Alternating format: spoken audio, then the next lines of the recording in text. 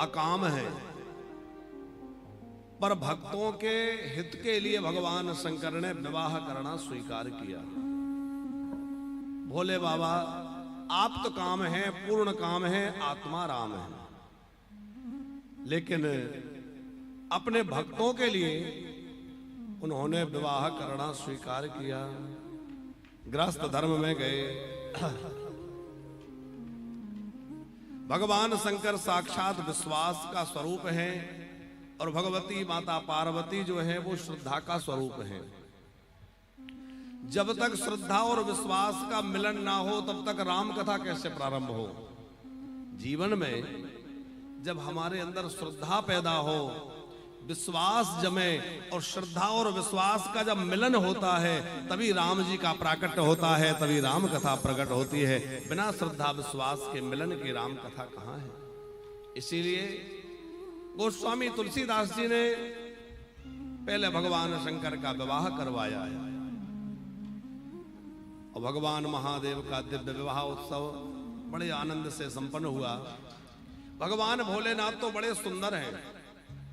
ये भगवान शंकर विराट रूप या विचित्र भेष बना लेते हैं, ये केवल उनकी लीला है। गणेश प्रसाद जी, भगवान शंकर का स्वरूप बहुत सुंदर है। कैसे है भगवान शंकर? कर्पूरी गौरम करुणावतारम, ओ जो कर्पूरी गौरम करुणावतारम संसार सारम ओ जोगेंद्र। भगवान शंकर जो है वो कपूर के समान गौर वर्ण है, स्फटिक मणि के समान चमकते हैं। भगवान शंकर काले नहीं है। फोटो में चित्रकार भले ही भगवान शंकर का स्वरूप ऐसा नीला नीला सा बना दे, भोले बाबा का स्वरूप कैसा है? कपूर के समान एकदम गौरवर्ण। और भगवान महादेव बड़े सुंदर हैं, लेकिन उन्होंने ऐसा विकट रूप क्यों धारण कर लिया जिसको देख के सासू जी ही डर गई। कल हम लोग विवाह का प्रसंग सुन रहे थे, तो कल तो उत्सव होना था, झांकी होना था, समय कम था, तो बहुत सारी बातें नहीं हुई और कथा तो अपार है, पर थोड़ी सी चर्चा करके हम लोग आगे बढ़ेंगे। तो जैसे ही भोले बाबा दरवाजे पर पहुंचे तो ऐसी परंपरा है कि जब दुल्हा द्वार पर आए तो उनकी होने वाली जो सासू हैं वो परछन करने आती हैं, थाली सजा के कुछ मीठा लेकर के आरती उतारने। आप लोगों के यहाँ होता है? ऐसा नहीं होता?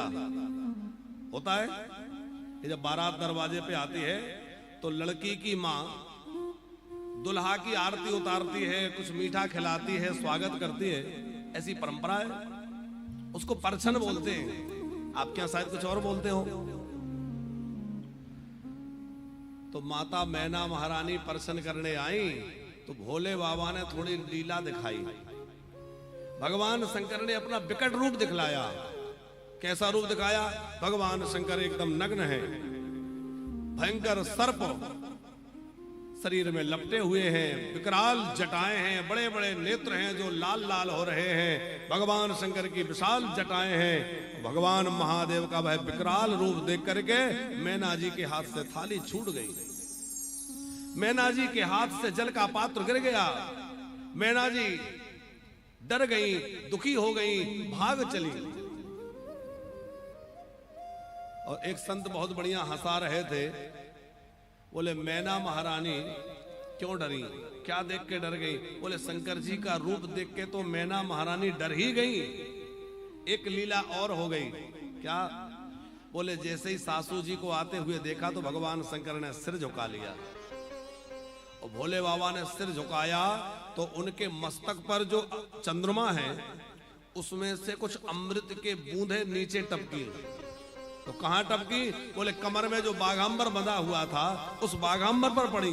बाघांबर बोलते शेर के चर्म को, बाघ का चर्म, शेर का चर्म, उसका छाल। जैसे ही अमृत की बूंदे उस छाल पर पड़ी वो सिंह के रूप में प्रकट हो गया। और जैसे ही सिंह प्रकट हुआ तो उसने जैसे ही अपना आवाज लगाई तो भगवान शंकर का नंदी डर गया। क्योंकि सिंह से नंदी डरता है कि नहीं। अब नंदी डरा तो नंदी इधर को भागना चाहा, उधर सिंह जो है वो इधर को भागना चाहा। भोले बाबा ने सोचा सिंह नगर में जाएगा तो लोग डर जाएंगे और बैल यदि मेरा भाग गया तो मैं कैसे चलूंगा। तो एक हाथ से नंदी की पूंछ पकड़ी, एक हाथ से सिंह की पूंछ पकड़ी और देख करके माता मैना ने कहा कि मर तो बाबरा है, ये तो पागल है, ये कैसा दूल्हा है। भोले बाबा की विचित्र लीला है, ये संतों के अपने भाव हैं। मैना जी बहुत डरी हुई थी, नारद जी ने समझाया और बाद में भोले बाबा ने इतना सुंदर स्वरूप बना लिया। आप कभी शिव महापुराण की कथा पढ़िए तो उसमें लिखा है कि भगवान शंकर कितने सुंदर बन गए। ऐसा सुंदर स्वरूप बना लिया कि जगत का कोई दूल्हा ऐसा हो ही नहीं सकता, इतने सुंदर अनुपम बन गए। तो पहले ऐसा नाटक क्यों दिखाया? बोले बस भगवान शंकर लीला करने वाले हैं, कुछ लीला दिखाना चाहते थे। भोले बाबा की वह दिव्य लीला हुई। अच्छा, शिव जी का जो श्रृंगार है ये भी बड़ा तात्विक है। गणेश प्रसाद जी, भोले बाबा ने आभूषण जो पहने वो किसके पहने? सर्पों के। सर्पों के आभूषण ही क्यों पहने? भगवान शंकर कहना चाहते हैं ये जो धन है, संपत्ति है, ये संपत्ति जो है ये भुजंग की तरह है। यदि इसमें ज्यादा आसक्ति होगी तो भूषण ही भुजंग बन जाएंगे, इसलिए इस संपत्ति में ज्यादा आसक्ति मत रखो। अच्छा, दूसरी बात आप देखिए कि सर्प को पैर नहीं होते। सर्प किसी ने देखा है? सबने देखा होगा, पर सर्प के पैर किसी ने देखे? क्योंकि होते ही नहीं है। लेकिन पैर ना होने पर भी सर्प चलता है कि नहीं? आगे तो चलता है। उसी प्रकार संपत्ति जो होती है उसमें पैर नहीं होते, पर संपत्ति भी एक जगह नहीं ठहरती। जैसे सर्प बिना पैर के चल जाता है, वैसे ही संपत्ति भी बिना पैर के चलती रहती है, वो एक जगह नहीं टिकती, आगे बढ़ती रहती है। कल किसी की थी, आज हमारी है, कल किसी और के पास चली जाएगी, स्थिर नहीं है। भोले बाबा शिक्षा देना चाहते हैं, देखो संपत्ति को अपना अधिकार मानकर मत बैठो, इसको ये समझो कि ये कब चली जाए।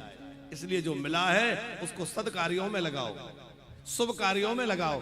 अब आप देखो, यहां आप लोगों ने राम कथा का आयोजन रखा, अपनी संपत्ति को इस मंगल कार्य में रखा, तो कितने लोगों में संस्कार जाएंगे, कितने बच्चे हमारी संस्कृति से परिचित होंगे, कितने लोगों को भगवान की कथा का लाभ मिलेगा। तो हमारे पास जो है उसको हम शुभ कार्यों में, सत्कार्यों में, परोपकार में, सेवा के कार्यों में लगाएं तो हमारे धन की, हमारे संपत्ति की सार्थकता है। भगवान शंकर ने चिता की भस्म लगाई, क्यों? वो कहना चाहते हैं शरीर को चाहे जितना सजा धजा लो, लेकिन एक दिन चिता बन जाना है, चिता में जलकर भस्म बन जाना है। इसलिए भैया इसका ध्यान रखना कि शरीर चाहे जितना सुंदर हो, अभिमान मत करना, एक दिन भस्म बन जाना है। भगवान महादेव का जो स्वरूप है, जो श्रृंगार है, वो सब बड़ा ही तात्विक है, बड़ा दिव्य। शिव पार्वती का विवाह हुआ, खूब उत्सव हुआ, आनंद हुआ। अब हम लोगों को आज राम जन्म तक चलना है, इसलिए हम लोग आगे चलेंगे। भगवान शंकर के विवाह की दिव्य विधि संपन्न हुई, मुनियों ने विवाह संपन्न कराया और अब मैना महारानी अपनी बेटी को विदा करने वाली हैं। तो जैसे ही विदाई का समय आया तो मैना महारानी ने अपनी बेटी पार्वती को बुलाया, अपनी बेटी को हृदय से लगाया और पार्वती को गोद में बैठा के समझाया, बेटी तू जा रही है पर ध्यान रखना, बेटे के हाथ में तो एक ही कुल की जिम्मेवारी होती है, पर बेटियों के हाथ में दो दो परिवारों के, दो दो कुलों की रक्षा और देखभाल की जिम्मेवारी होती है। बेटी तू सदा अपने पिता की मर्यादा का ध्यान रखना, तेरे द्वारा कोई ऐसा कार्य ना हो जिससे तेरे पिता को कभी नीचा देखना पड़े। यदि हर मां अपनी बेटी को मैना जी ने जैसी शिक्षा दी वैसी देने लगे तो आज किसी बेटी का घर बर्बाद नहीं होगा, सब बेटियों का घर खुशहाल होगा। साहब कितनी बढ़िया शिक्षा दी है। क्या कह रही हैं? कि करहु सदा शंकर पद पूजा, सदा शंकर पद पूजा, नारी धर्मोपति देव न दूजा, नारी धर्मोपति देव न दूजा। हे बेटी, सदा अपने पति चरणों में निष्ठा रखना। पति के प्रति तुम्हारी निष्ठा होना चाहिए, क्योंकि नारी के लिए पति से बड़ा कोई देवता नहीं है। नारी धर्म पति देव न दूजा। बेटी, अपने पिता की मर्यादा का ध्यान रखना। बहुत सुंदर शिक्षा दी है गणेश प्रसाद जी। आज जो है बेटियों के घरों में जो खटपट मची है, उसमें एक बहुत बड़ा कारण है कि बेटी की मां का विवाह के बाद भी बेटी के जीवन में दखल बने रहना। बहुत लोगों को हमारी बात शायद अच्छी ना लगे, लेकिन इसमें बहुत सच्चाई है कि जब बेटी ससुराल चली जाती है तो उसकी मां को बहुत ज्यादा उसके जीवन में दखल नहीं करना चाहिए। अब वो दूसरे परिवार की बेटी बन गई है, अब उनका रहन सहन कुछ अलग हो सकता है, उनके तौर तरीके कुछ अलग हो सकते हैं। उसको थोड़ा वहां एडजस्ट होने दिया जाए, उस परिवार के माहौल में उसको घुलने दिया जाए, उस परिवार के साथ उसको मिलने दिया जाए। ऐसा ना हो कि हम अपनी ही बातें मनवाते रहें और खींचतान इतनी बढ़ जाए कि साथ में रहना मुश्किल हो जाए। ऐसा बहुत घरों में हो रहा है और बड़ी भारी समस्या हुई है इस मोबाइल के कारण। छोटी छोटी बातें मोबाइल के माध्यम से यहां से वहां, वहां से वहां हो रही है, जिसके कारण से घर परिवार बर्बाद हो रहे हैं। आज कितने घरों के झगड़े चल रहे हैं और तलाक के केस चल रहे हैं, घरेलू हिंसा के केस चल रहे हैं। क्यों? कई कारण हैं, पर एक कारण है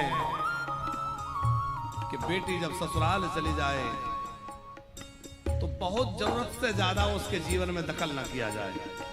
उसका कुशल समाचार जानना हमारी जिम्मेवारी है। वो कैसी है, उस पर कोई समस्या तो नहीं है, ये बात जानना बहुत जरूरी है। पर छोटी छोटी बातें नहीं। अब होता क्या है गणेश प्रसाद जी, ससुराल में थोड़ा किसी ने कुछ कह दिया और उसने अपने घर फोन लगाया, घर वालों ने कहा अच्छा ऐसा कहा, हम देखते हैं उनको, ऐसा कैसे कह दिया। अब वो बेटी सुनेगी किसी की बात? और वही माता पिता ये कह दे, अरे बेटी कोई बात नहीं है, जैसे हम तेरे माँ बाप है ऐसे ही वो भी तेरे माँ बाप है। थोड़ा कोई कह दिया, कोई समझा दिया, क्या फर्क पड़ता है? सुन लिया कर, उनकी बात मान लिया कर, वो बड़े हैं। और थोड़ा सा इस तरह से समझा दे तो क्या बताओ, उस बेटी का घर नहीं बस जाएगा, उसका घर कितना बढ़िया चलेगा। इसे ध्यान रखा जाए इन बातों पर। फिर मैना महारानी ने एक बड़ी गंभीर बात कही है मातृशक्ति को लेकर के। काती विधि सृजे नारी जग माही, विधि सृजे नारी जग माही, पराधीन सपने सुख नाही, पराधीन सपने सुख नाही। मैना जी कह रही है, हे विधाता तूने स्त्री को भी कैसा बनाया है, उसका पूरा जीवन पराधीनता में चला जाता है। पहले माता पिता के अधीन रही तो रोक टोक होती रही, ऐसा नहीं करना, वहां नहीं जाना, ऐसा नहीं करना। फिर पति के अधीन हो गई, अवस्था जब ज्यादा हो गई तो बच्चों के अधीन हो गई।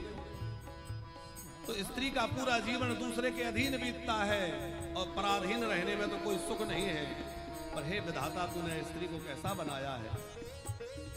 हमारी मातृशक्ति का त्याग, मातृशक्ति का समर्पण कितना अद्भुत है। कत विधि सृजे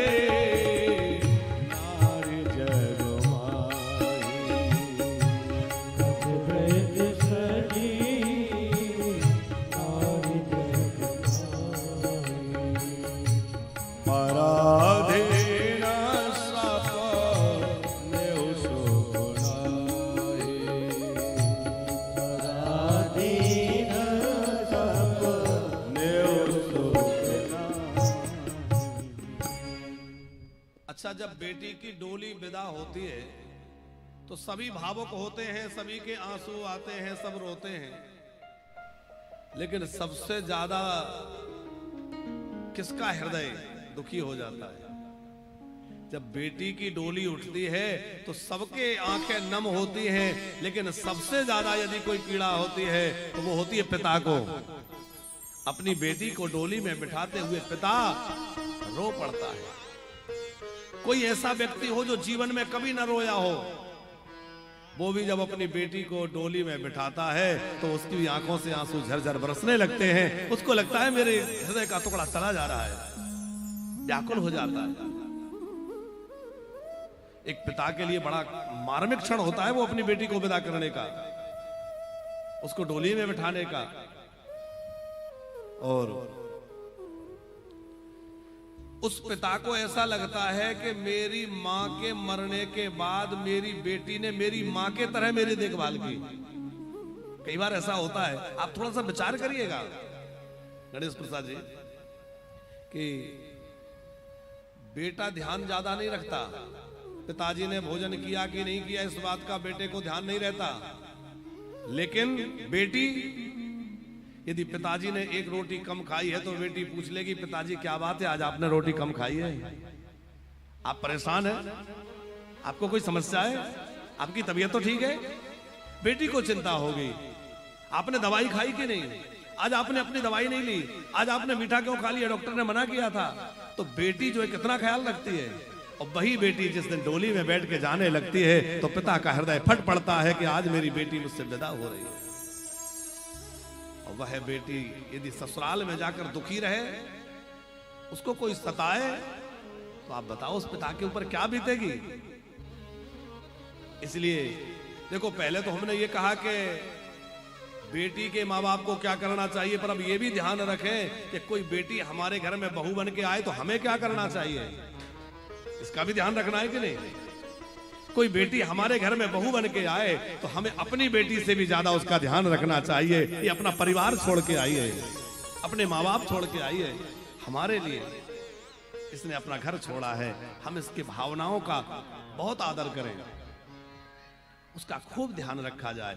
हमारे श्री दशरथ जी महाराज रानियों से कहते हैं कैसा ध्यान रखा जाए बहुओं का, बोले जैसे पलके आंखों का ध्यान रखती है वैसे बहुओं का ध्यान रखा जाए। पलके आंखों का कितना ख्याल रखती हैं, उसी प्रकार अब आपको एक उदाहरण से समझाएं गणेश प्रसाद जी। एक अब तो की परिवार की बातें हैं, पर ये बातें भी समझना बहुत जरूरी है, क्योंकि हमारे घर गृहस्थी खुशहाल रहेगी तभी हम लोग भजन कर पाएंगे।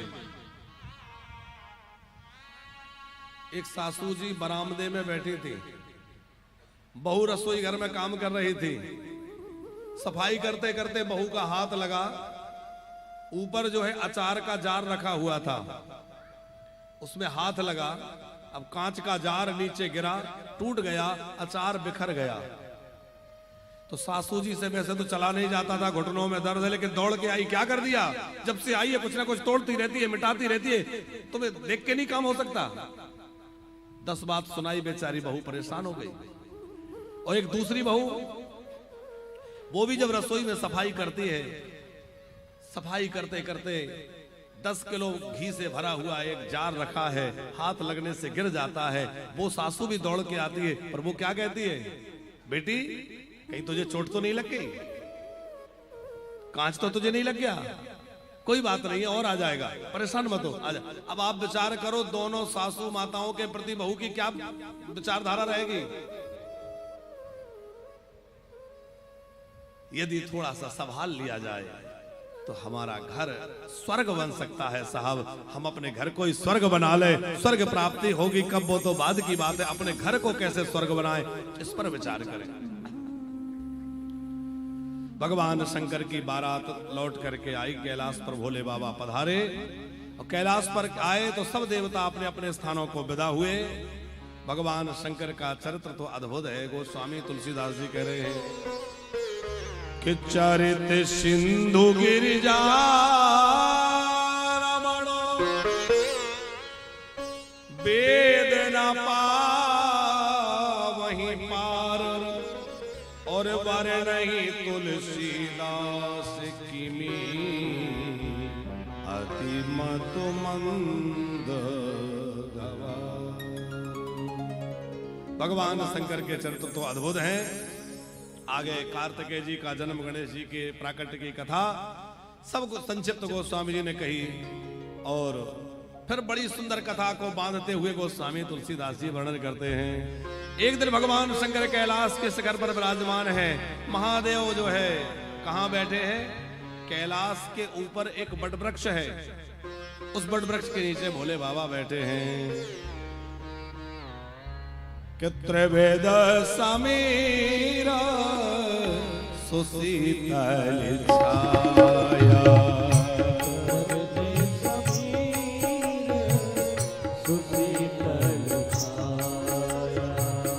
शिव विश्राम विदप श्रुति गाया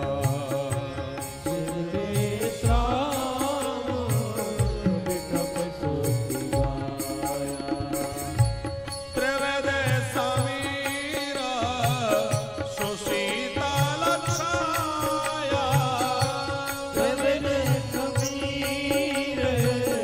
सुशीतल छाया शिव विश्राम विटप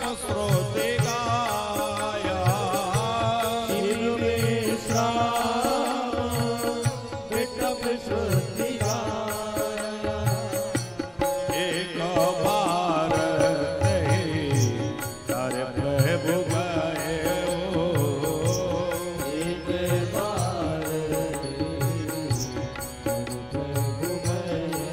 हो तरु बिलो के और अति शोक भये हो।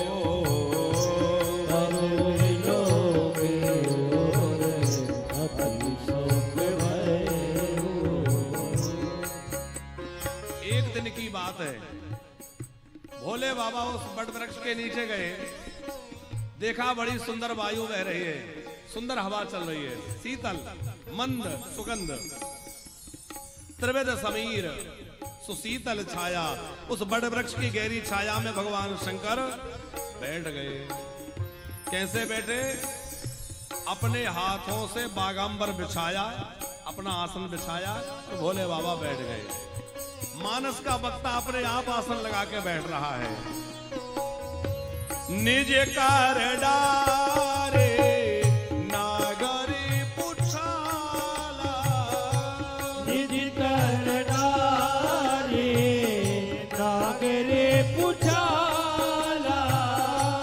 बैठे सहज ही शंभु कृपाला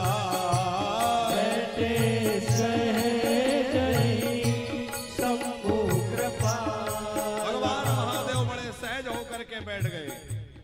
कैसा स्वरूप है? भगवान शंकर की बड़ी सुंदर जटाएं बंधी हुई हैं, उसमें गंगा जी कल कल कल कल करके बहती रही हैं, चंद्रमा चमक रहा है। भोले बाबा ने मुनियों जैसा भेष धारण कर रखा है। ओ जो प्रलाप परिधर मुनि चीरा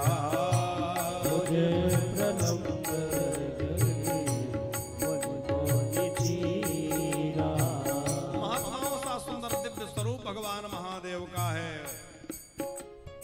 और उसी समय पार्वती जी आई। अब ध्यान से सुनना कथा, समझ में तो आ रहा है ना सब? अच्छा, समझ में आ रहा है कि नहीं? हाथ खड़ा करें। सबको समझ में आ रही है बात? भोले बाबा कैलाश के शिखर पर बट वृक्ष के नीचे बैठे, बड़े प्रसन्न होके। उसी समय पार्वती जी उनके पास आई और पार्वती जी ने देखा कि आज तो भोले बाबा बड़े प्रसन्न हैं। तो पार्वती जी ने उनको प्रणाम किया और उनसे कुछ प्रश्न रखा। अब देखो कथा कितना बढ़िया संकेत कर रही है। पत्नी को पति से कोई बात कहनी हो तो कब कहे? जब वो ये देख ले कि पति इस समय प्रसन्न चित्त हैं, शांत चित्त हैं, तब अपनी बात रखे। ऐसा नहीं कि ऑफिस से हारे थके आए, काम करके परेशान होके आए, किसी से झगड़ा करके आए, डांट सुन के आए और हमने अपनी बात कहना शुरू कर दिया तो घर में महाभारत मच जाए। नहीं, कब? पार्वती भल अवसर जाने, पार्वती भल अवसर जाने। उन्होंने देखा कि यह सही समय है बात रखने का, तो भगवान शंकर के पास गई शंभुपई मातु भवानी। अच्छा, जब पत्नी आए तो पति का क्या कर्तव्य है कि भोले बाबा से सीखें।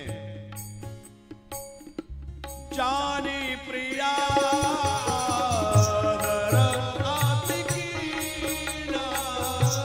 जानी प्रिया दरअत कीना, बाम भागो आसन हार देना, राम भाग आसन हर दीना। पार्वती भल अवसर जाने, पार्वती भल अवसर जाने। पार्वती ने वह सुंदर संयोग देखा कि भगवान शंकर बड़े प्रसन्न हैं, अच्छा समय है, तो क्या किया? पास में गई। भोले बाबा ने उनको बड़े आदर के साथ, आइए आइए देवी आओ, हे हिमालय पुत्री आओ, आदर किया और पास में बिठा लिया। अब जब पार्वती जी पास में बैठ गई तो पार्वती जी क्या कह रही हैं? हे महादेव, मेरे मन में कुछ प्रश्न हैं, आप बुरा ना माने तो मैं आपसे कहूं।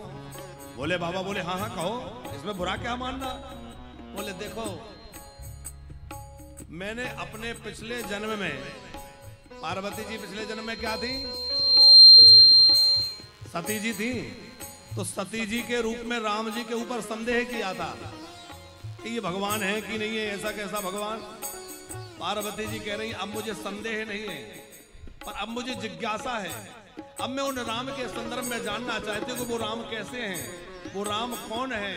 आप उनकी कथा सुनाइए जिससे उनका स्वभाव, उनका प्रभाव मुझे सुनने मिले।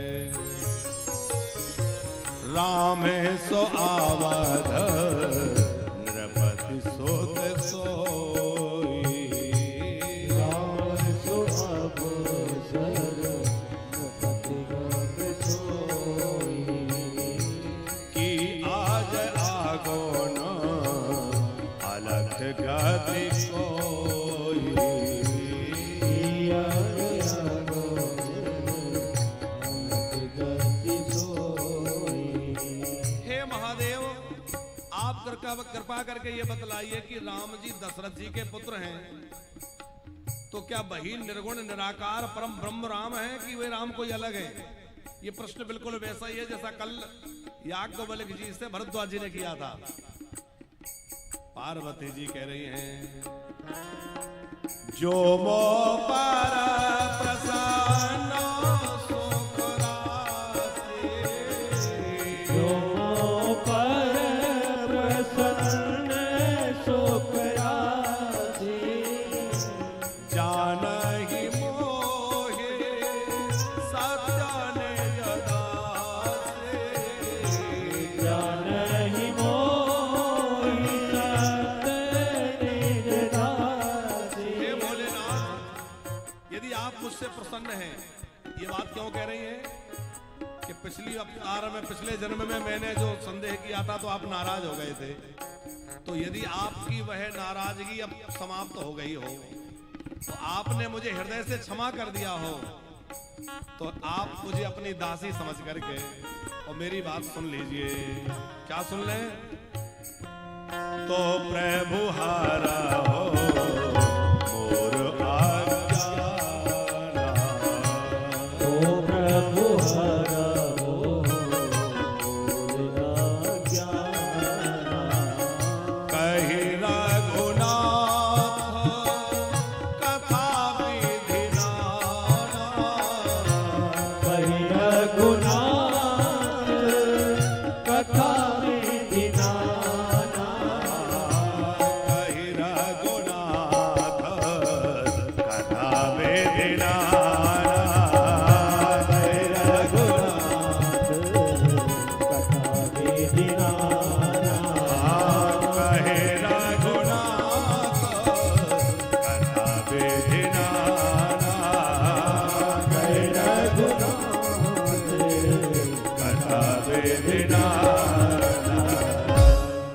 यदि आप मुझ पर प्रसन्न हैं तो आप मुझे अपनी दासी मान करके ये कृपा करिए क्या कि मेरे अज्ञान को दूर कर दीजिए, मुझे रघुनाथ जी की कथा सुनाइए।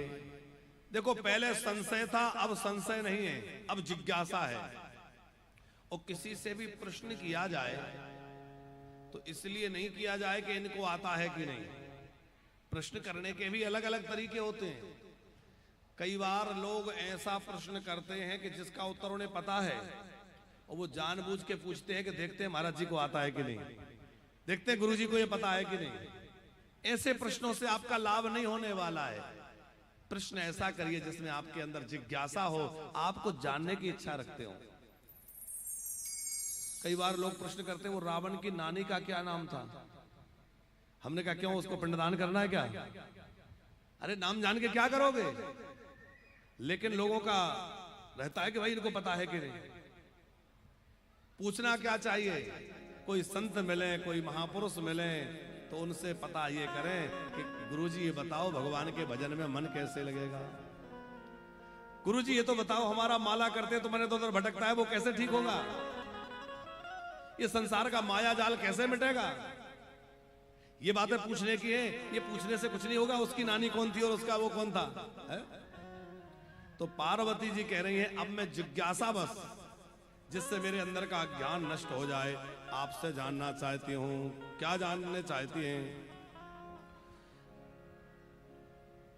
मैं आपसे यह पूछना चाहती हूं कि राम कौन है।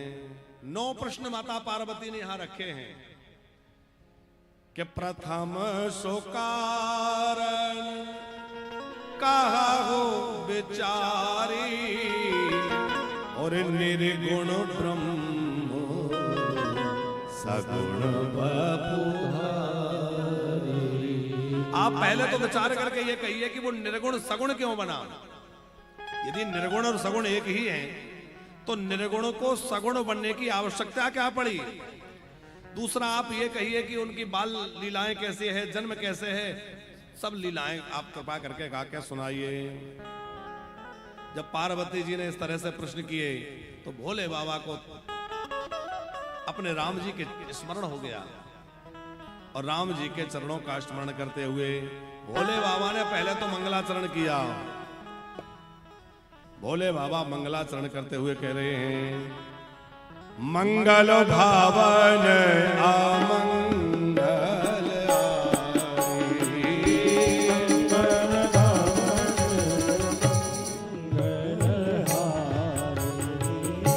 त्रिबाहु सुदशरथ आज रविहारी।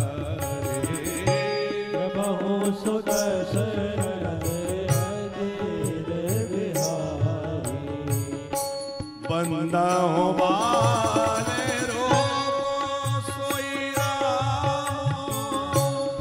बंदा हो बाले रूप सोई राम। बंदा हो बाले रूप सोई राम। बंदा हो बाले रूप सोई राम। सब वेद सोला हो जपत जी श्री राम। सब विधि सुलभ जपत जी श्री राम। मंगल भवन अमंगल हारे। मंगल भवन मंगल हारे। मंगल भवन मंगल भवन मंगल भवन। भोले बाबा ने अपने प्रभु का स्मरण किया क्योंकि कथा के पहले मंगलाचरण होना चाहिए। मंगलाचरण का मतलब है जो मंगलायतन भगवान श्री हरि हैं, ठाकुर जी हैं, उनका स्मरण करना। मंगलाचरण का दूसरा मतलब है कि हमारा आचरण मंगलमय हो जाए, हमारा जीवन मंगलमय हो जाए। इसलिए भगवान का ध्यान हर कार्य के आरंभ में करना चाहिए। ध्यान रखिए जब भी अपने घर से निकलो तो भगवान का ध्यान करके निकलो। जब भी कुछ नया काम करने के लिए जाओ तो भगवान का ध्यान करके जाओ। कहीं भी आप घर से निकल रहे हैं, ऑफिस जा रहे हैं, दुकान जा रहे हैं, स्कूल जा रहे हैं, कॉलेज जा रहे हैं, भगवान का ध्यान करके जाइए, मंगलाचरण करके जाइए, क्योंकि भगवान का स्मरण करके जाओगे तो भगवान की जिम्मेवारी बढ़ जाएगी। भैया मेरा नाम लेकर चला है, अब इसका कुछ बिगड़ेगा तो मेरा नाम खराब होगा। तो भगवान को भी अपने नाम की चिंता है कि नहीं है? अरे हर व्यक्ति सोचता है मेरा नाम खराब ना हो, और यदि भगवान का नाम लेकर हम निकले और फिर भगवान ने रक्षा नहीं की तो भगवान का नाम बदनाम होगा कि नहीं? बिंदु महाराज कहते हैं हमारे कि प्रभु आपका नाम बदनाम हो जाएगा। एक के दिलदार है कन्हैया। एक बड़े प्रसिद्ध कवि हुए जिनका नाम है श्री बिंदु जी, उनका बड़ा प्यारा भाव है, एक अर्ज मेरी सुन लो दिलदार है कन्हैया, एक अर्ज मेरी सुन लो दिलदार है कन्हैया, कर दो अधम की नैया अब पार है कन्हैया, कर दो अधम की नैया अब पार है कन्हैया। अच्छा हो या बुरा हो परदास हो तुम्हारा, अच्छा है मेरे नाम परदास हो तुम्हारा, अच्छा हो या बुरा हो परदास हो तुम्हारा, अच्छा हो या बुरा हो परदास हो तुम्हारा, ओ परदास हो तुम्हारा, जीवन का मेरा तुम पर, जीवन का मेरा तुम पर सब भार है कन्हैया, जीवन का मेरा तुम पर जय भार है कन्हैया, कर दो अधम की नैया अब पार है कन्हैया, कर दो हे कन्हैया। अब पार है कन्हैया।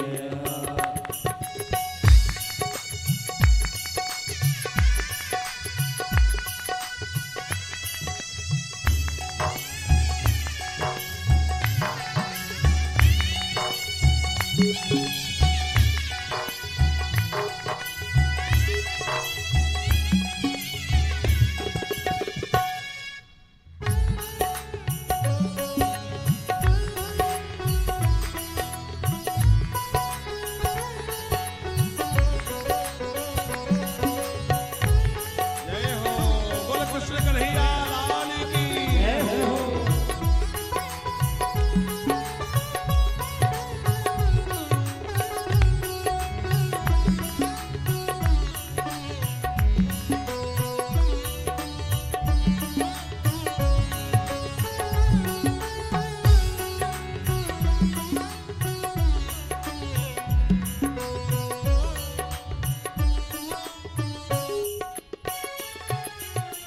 अच्छा हो या बुरा हो परदास हो तुम्हारा, अच्छा हो या बुरा हो परदास हो तुम्हारा, नित्य प्रति प्रभु से प्रार्थना किया करो, हे मेरे प्रभु, हे ठाकुर, मैं चाहे अच्छा हूं या बुरा हूं, जैसा भी हूं तो आपका ही, और जब आपका हूं तो आपको छोड़कर कहां जाऊंगा। हे प्रभु, आप मेरी बुराइयों को मत देखना, क्योंकि आप करुणा निधान है, और करुणा निधान है तो आपको करुणा करनी ही पड़ेगी। करुणा निधान करुणा करुणी पड़ेगी तुमको। करुणा निधान करुणा करनी पड़ेगी तुमको। करुणा निधान करुणा करुणी पड़ेगी तुमको। करुणा निधान करुणा करनी पड़ेगी तुमको। हो करुणी पड़ेगी तुमको। करुणा ये नाम होगा। यदि आपने करुणा नहीं की तो आपका जो करुणा निधान नाम है वो तो बेकार हो जाएगा। ओ करुणा ये नाम होगा। बदनाम है कन्हैया। एक अर्ज मेरी सुन लो, हार कन्हैया। कर दो अधम की नैया। भव पार है कन्हैया।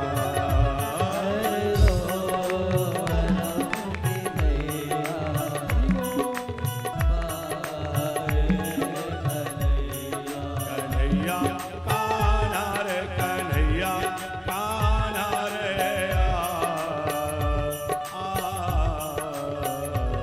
आजा रे कन्हैया कान्हा रे कन्हैया, कान्हा रे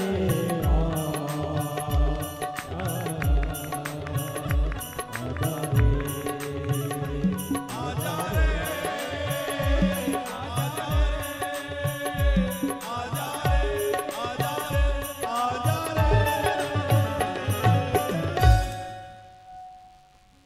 वरना ये नाम होगा बदनाम है कन्हैया।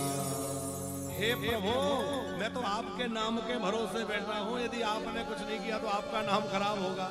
है? भगवान शंकर ने मंगलाचरण किया है, भगवान का स्मरण किया और पार्वती जी को धन्यवाद दिया। गणेश प्रसाद जी, पार्वती जी को भोले बाबा धन्यवाद दे रहे हैं। देवी तुम धन्य हो, तुमने मुझसे भगवान की कथा पूछी, क्योंकि कथा पूछी तो अब मुझे कथा बोलने का अवसर मिलेगा। तो भैया जो यजमान है, कथा सुनने वाले हैं, वो धन्यवाद के पात्र हैं। बहुत धन्यवाद के पात्र हमारे गणेश प्रसाद जी हैं, जो इस कथा के लिए सूत्रधार बन करके और लगे रहे कि भैया सबको जोड़ करके किसी तरह कथा करानी है। तो अरे ताली बजाने में संकोच क्यों कर रहे हैं? हाँ, कोई बढ़िया काम करे तो उसका प्रोत्साहन होना चाहिए। और फिर एक बार उनके लिए तालियां बजाइए जिन्होंने इनका मनोबल बढ़ा के इनके साथ खड़े हो गए और कहा कि हाँ आप आगे बढ़िए, हम साथ में हैं। चाहे वो हमारे नारायण वाटिका वाले बाबूजी हों, चाहे आपकी और मित्र मंडली के सब लोग हों, सबने कहा आप आगे बढ़िए, हम साथ में हैं। तो भैया ऐसा शुभ कार्य हो, उसके लिए कोई आगे बढ़े तो वो धन्यवाद का पात्र है।